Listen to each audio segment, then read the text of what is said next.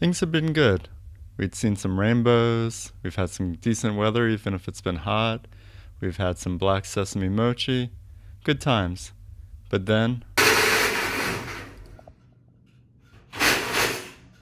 the apartment complex has been doing a little bit of work in our apartment. It's been a little intense. Work's been a little unpleasant. We just needed to get away. So we've returned to our little slice of Eden, our climbing crag. But first, of course, we must look for the birds. Another scarlet tanager sighting. And I actually got a photo of it for the first time. Off we headed to the crag. It's always a pleasurable walk at the first. Here I am, looking stupendously happy, excited to be out and about. I just went up my first 11A outside in quite a long time. I did pull on the draw for the crux, which was a very thin move right above a little ledge, and I definitely didn't want to fall on the ledge. There's a bolt in there in the darkness. There's actually two, and it goes up on the other side of this chalk stone there. Fucking crazy.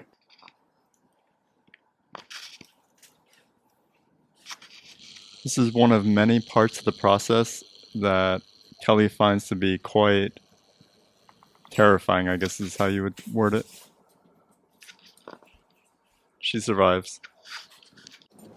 We set a camera up on a tree. Unfortunately, I didn't have it in the correct position, so I have to do a little bit of zooming and tilting and so on.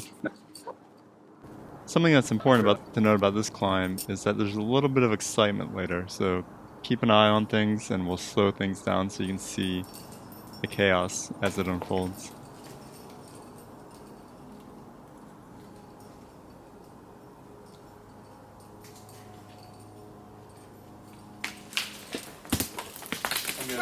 I'm good. Here it is again, slower.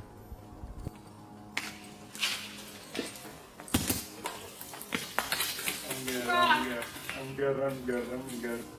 This is a different area, but I just want to show you what some of the rock is like. You can see where I've paused now that the top, it looks solid there, but if you continue and look on the other side, you can see that it's barely attached. Similarly, this hold here, you might not realize that if you were to pull on it, it's just basically a layer of hard dirt, and so if you were to yank, it'd come right off. A lot of the routes here just haven't been climbed a lot, so there's a bunch of loose material. This will clean up over time, and I'll also add that many of the routes have really solid sections of rock. Got to the top of this crazy 10C. It started off kind of chossy and okay, and you go through a jungle, but then it just gets like really exposed and open, and you have to lie back on a crack and reach up to this ledge and then traverse. It's really cool. So pretty. With the setting sun, we decided it was time to head back to the car. Something approaches. We heard that there's porcupines in these woods. Might be a porcupine. It looks ferocious. Back at the car, or camp as we call it, it's time to reflect, relax, enjoy, experiment, possibly even annoy each other a little. It was getting late, I was getting tired, a little bit woozy, and then I started to see things, and then Kelly began to manifest these strange powers, some kind of spell casting. She illuminated herself, spinning and spinning and spinning, completely immersed in light. It was amazing, and it was then that I knew I had to show off my own powers.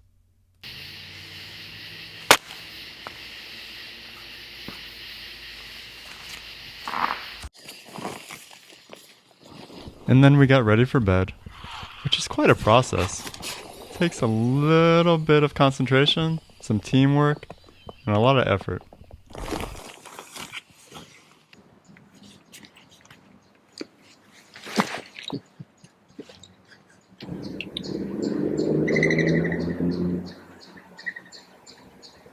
It was a squirrel. It was not a squirrel. kind of squirrels make that noise? Flying squirrels. Oh, yeah? A squirrel tried to get me this morning when I was walking. It was on a tree and it like knocked a branch off. Did you deserve it? What did you do to that squirrel? I don't know. I thought maybe it was like a woodpecker at first, but after I looked up. Would you rather die by a woodpecker or a squirrel? I don't think it matters. What's the better story? There's no story at that point. I don't give a fuck. Well, not for you, but, your legacy. The way you died, everyone's going to talk about it. Like, how do you die? Squirrel. A new day and some new climbing. This route was a lot cleaner than the other ones that we were on the day before. Pretty smooth section of solid rock right here. Though, I did give Kelly a little bit of beta, and then I gave her a little bit more, and then a little bit more, and then I suggested a couple more things, and then I continued to suggest a few things. And you can see that this is in like times 30 mode or something. It's just, these are like hours going by. I'm just giving her beta after beta after beta. And yeah, she's having a good time, a lot of fun. Looking for things, trying things, backing off of things. Even at the bowl, up that like crack line or place, it's good there. I know. You were like so close to getting to it. I mean, I can't reach it. Okay, I know. I didn't know if you saw it. You tell. I know. I don't know what you can see there. Alright, I'm just gonna sit here. You're on the way. Yeah.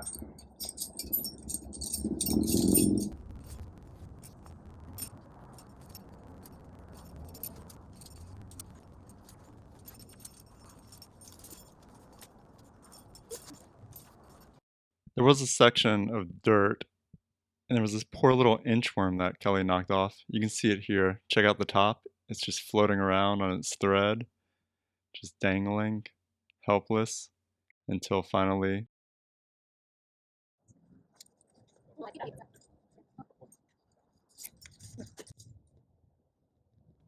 So I don't know if I was doing something wrong or what, but I go up a little bit. There's this tiny little roof, and then above it, it's just very thin. There's a nice crimp to the left that's a little bit far out. Another crimp that's a little bit closer in, that's good. There's this crack with just a bunch of crap in it. And you have to step up, and there's not really good feet. And then after you make the first move, you need to make another move, and then maybe even another one. There's just nothing that good. It is slab, so you could probably lean in. But it's kind of intense, and this is supposed to be an 11A, and I thought it was like an 11D move. Maybe it's just me, but I ended up just pulling on the draw and getting reset up higher, and then continued the route from there. But it's a fun climb. It's just this one section I just don't know how to do.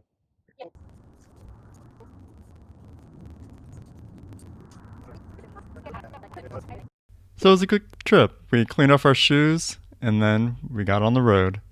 Another successful weekend. Thank you for watching Cockeyed and Curious.